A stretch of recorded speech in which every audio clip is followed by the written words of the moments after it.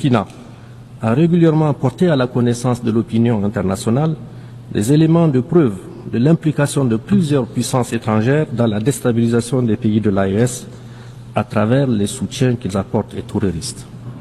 Madame la Présidente, Mesdames et Messieurs, du haut de cette tribune, je tiens à dénoncer le soutien assumé et revendiqué par la France au terrorisme au Sahel et au Niger en particulier.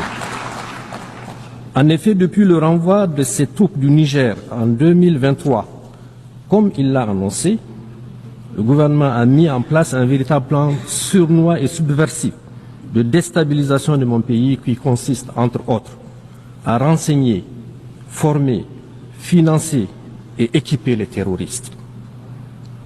À des tentatives malheureuses pour créer les conditions d'un conflit interethnique au Niger et au Sahel, en une campagne de désinformation et intoxication pour discréditer mon pays, ses institutions, ses responsables politiques et son armée, en entretenant et en alimentant une tension politique permanente entre mon pays et certains de ses voisins.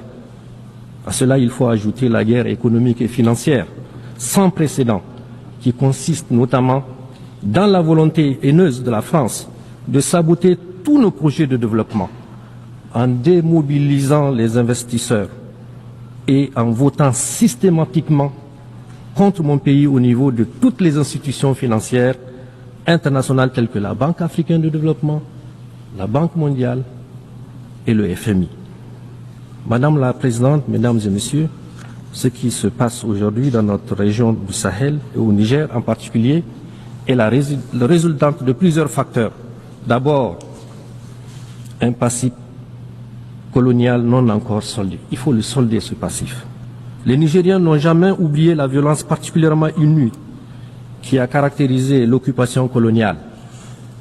La tristement célèbre mission Voulé et Chanoine et d'autres expéditions militaires encore se sont distinguées par la mort et la torture à grande échelle qu'elles ont semé à Terra, il y a quelques années seulement, à Djoundjou, Douchi, Koni, Tessawa et à Zender, où un sultan même a été exécuté.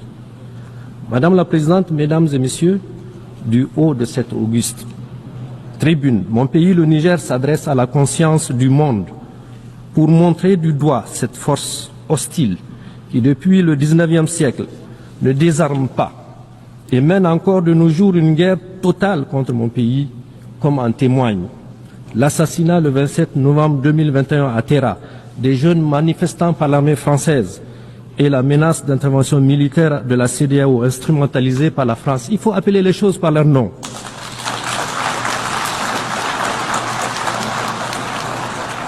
Le terrorisme abject commandité par ce pays qui commet des crimes odieux dans l'espace AES, notamment celui de Fambita, où le 21 mars 2025, 44 fidèles musulmans ont été froidement exécutés en pleine prière de vendredi. Cette tribune m'offre aussi l'occasion de rendre un hommage et d'avoir une pensée pieuse pour tous nos soldats tombés et les civils assassinés par les balles de nos ennemis. Ces crimes nous rappellent d'ailleurs ceux commis par la France au Niger depuis 1899 et qui saignent encore dans notre mémoire collective.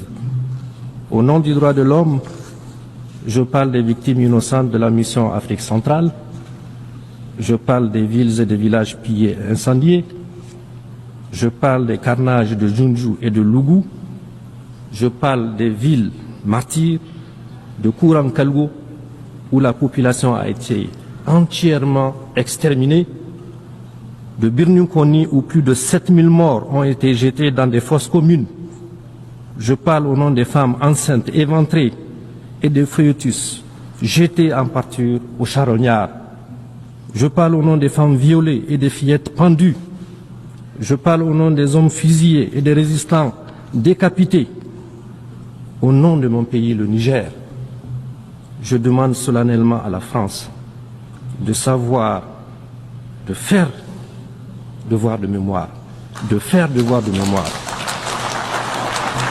et de reconnaître ces crimes, de reconnaître ces crimes, de reconnaître ces crimes.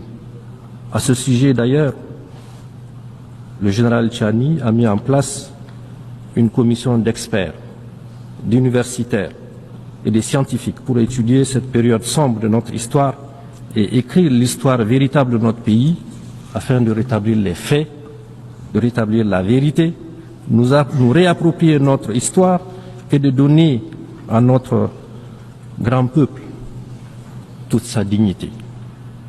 Ensuite, le pillage de nos ressources au détriment des Nigériens et de l'environnement. En effet, un demi-siècle d'exploitation, l'uranium n'a apporté aux Nigériens que misère, pollution, rébellion,